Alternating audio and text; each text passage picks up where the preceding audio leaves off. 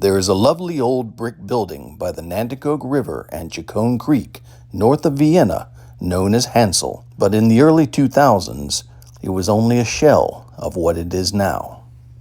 It was almost in ruins, covered with ivy, partially leaking roof. There were boards in the windows. There were weeds everywhere, overgrown. The side of the house was a mess where a lean-to had been built against it. And at one point, farmers had kept hogs in the basement.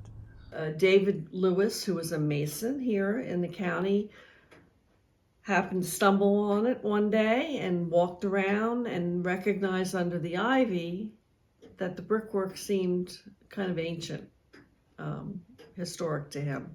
So David negotiated to purchase the house, and then he and his wife just wanted to save it, mainly, to secure that it would not be demolished. But after about a year or two, they hadn't done anything with it, and they came back to me and said, "What do you think we should do with it?" So I looked into the property, and I was finding all these wonderful layers of history. After research in archives, deeds, wills, death inventories, manumission papers, and historic family letters, a tale was uncovered of native tribes, English settlers, enslaved people, and farm life in what is now Dorchester County. For at least 2,500 years before the arrival of foreigners from across the sea, the eastern woodland Indians inhabited the vast wooded area of the Delmarva Peninsula, where they lived in dwellings built of bent saplings covered with mats or bark. What we have here is a lodge, and this lodge is very typical of the lodges of the people here on the shore, the various tribes that existed here on the shore prior to European contact. And houses like this were being built on into the mid to late 1600s. There were many tribes living on the eastern shore, the largest of which were the Algonquin-speaking Nanticokes. We lived in matriarchal, matrilineal, agrarian, or farming communities, and larger families as a result in farming communities, averaging, based on oral histories and research, about 6 to 10 on the average, including grandmother and grandfather. Generally 3 generations per household. Then the English came in 1608 in the form of Captain John Smith. He was mapping the Chesapeake, and he came up the Nanticoke River and encountered what he described in his journals as the largest tribe that he encountered on his entire journey around the Chesapeake. It was in this location around Vienna and what is now called Chicone Creek, just north of Vienna. On July 13th, 1665, Thomas Taylor, a licensed Indian trader and high-ranking military officer, received a land grant for 700 acres that encompassed the main Native American residential sites within Chicone town lands. Taylor called the property Handsell and built a trading post there. In 1693, ownership of Handsell was transferred to an Indian trader and interpreter named Christopher Nutter. 5 years later, 5,200 acres of land were set aside for the native people. It was theirs to live upon. They didn't own it. It was set aside for them to live upon. And as long as they inhabited, it was theirs in perpetuity. But the Native Americans came to feel that the English were getting too close to their village and surrounding lands. So, in 1720, the Maryland Assembly established reservation lands at Chicone Indian Town. And we were actually not safe at all, but somewhat safer from the English landowners who were constantly seeking our lands in addition to their own, and lived around the fringes of these land grants that were set aside for Native people to live upon, just like Chicone here. In 1721, a potentially dangerous conflict arose between the English and the Native Americans when Christopher Nutter's heirs sold their land to John Ryder. John Ryder was one of those staunch Englishmen who believed, if I own a land grant, this is my land, I can keep you off. Ryder tried to seize the 700 acres of Handsell, including the site of the Nanticoke Fort, The Maryland government took the side of the Native Americans and ordered John Ryder off the reservation. But as soon as they began to perish, die out as it were, or migrate away, then slowly but surely the provincial government of Maryland, Virginia, etc., began to reabsorb, just automatically reabsorb the land. In 1768, the Maryland legislature authorized the purchase of all remaining rights to Chacon Indian lands from the Nanticokes, thus dissolving the reservation. The natives found themselves being pushed north, away from their ancestral home. It's a very sad, tragic story. The Native people had been here for thousands of years, and in less than 100 years, they were gone. In 1770, the land was deeded back to the heirs of John Ryder. His granddaughter, Anne Billings, and her spouse, Henry Steele, were deeded 484 acres of the Handsell tract, the portion bordered by the Chacon Creek and Nanticoke River. Steele moved his family and 91 slaves into the district and built a large, pretentious brick house. It is believed to have been in the Georgian style and had 5 bays and 2 stories with a garret. During the Revolutionary War, British privateers several times raided and robbed homes along the waters of the Chesapeake Bay, including the town of Vienna. And they were just destroying property that belonged to people who were supporting the revolutionary cause, the American patriots. Henry Steele was one of them. Considerable damage was done, and it is likely that Handsell burned and collapsed at about the same time. The front and side brick walls, 3 fireplaces, and a bake oven were all that survived. Handsell remained in the Steele family until 1837, when it was sold to John Shehee, who rebuilt the brick ruins of the 18th century house into a smaller form. 12 years later, the trustee of Shehee's will sold Handsell to Jacob C. Wilson, who owned it for 10 years, when it came into the possession of slaveholding farmer John Thompson. Free black people worked on the farms side by side with enslaved people, many of whom were related to them.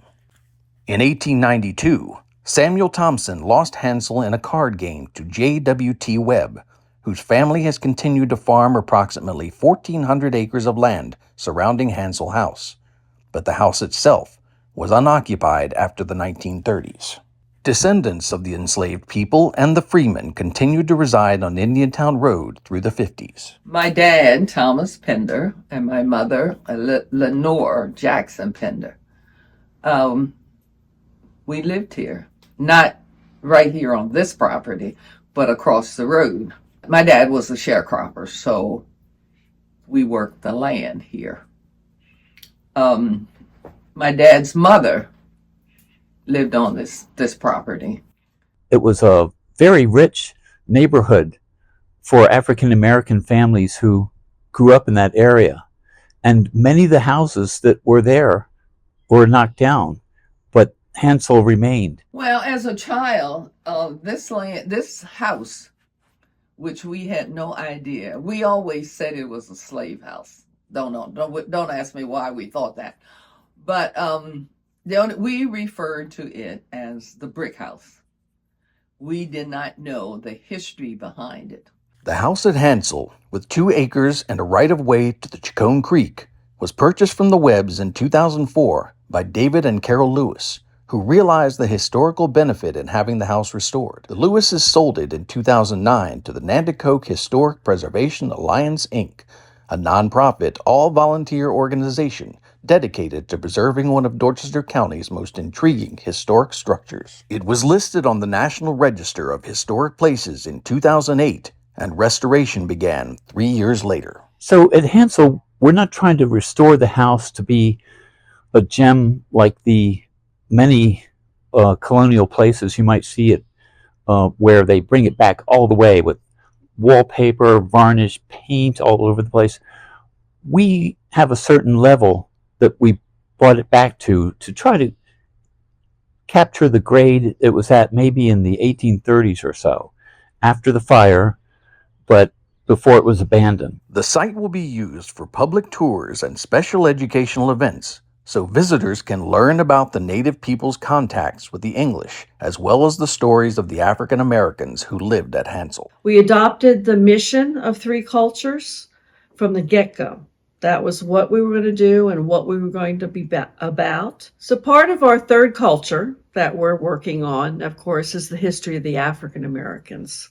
A passionate advocate for the African American story was Shirley Jackson, a member of the Preservation Alliance who is descended from a man enslaved at Handsell in the early 1800s. Shirley grew up in that area as part of a family that was a sharecropper family, as many were after the Civil War and all the way up through the 1900s. And so she was keenly interested in the genealogy. So when Shirley came aboard, she had a special touch about the area. And she was really the spark that ignited our interest in doing the research to find out as much about the enslaved people and then the later free people.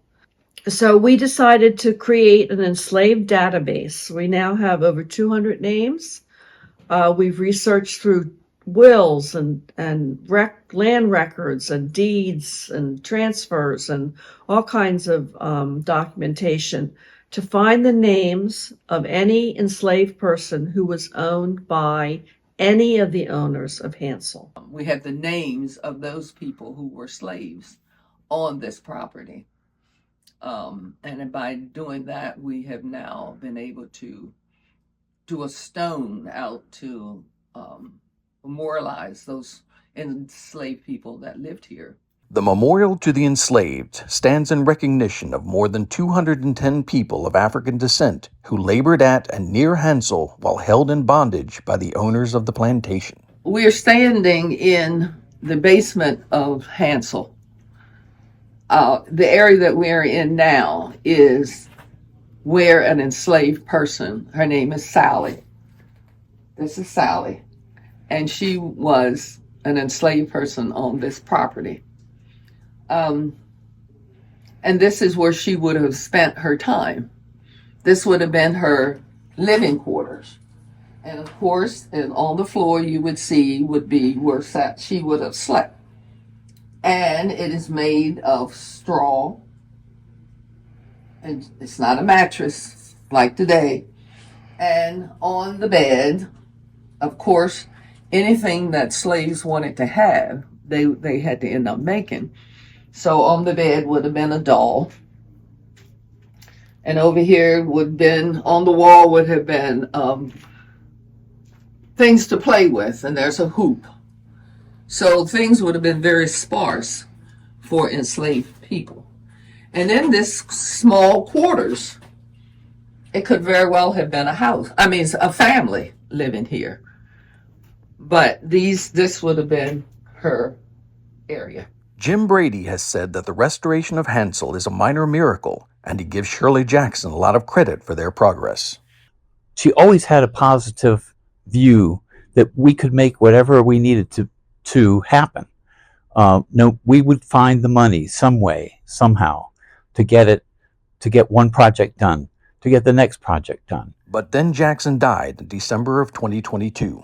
We felt like we lost a major, like the guiding spirit of the organization for a long time, but we still tap into that spirit when we do our projects, have our meetings, think of our plans. We always let Shirley kind of guide influence our thoughts. The restoration of Handsell will require many resources, including local volunteerism and financial support. In every way, the resurrection of the house is a community effort, and there are plans for some new structures on the property. Now we are working on fundraising for what we're going to call the Three Cultures Center. We're purchasing a few more acres, and then we're building a barn-like structure, which will house an office and good bathrooms. It'll be a multi-purpose building to use for events, programming, exhibits, social functions. We're very excited. That'll be the icing on the cake at Handsell. All the history is fascinating, but the reason to preserve Handsell is not just for the past, but for the future. It's a wonderful thing to continue the three cultures, and it's a good reminder to have a place you can go where you can see how it all came together to start with.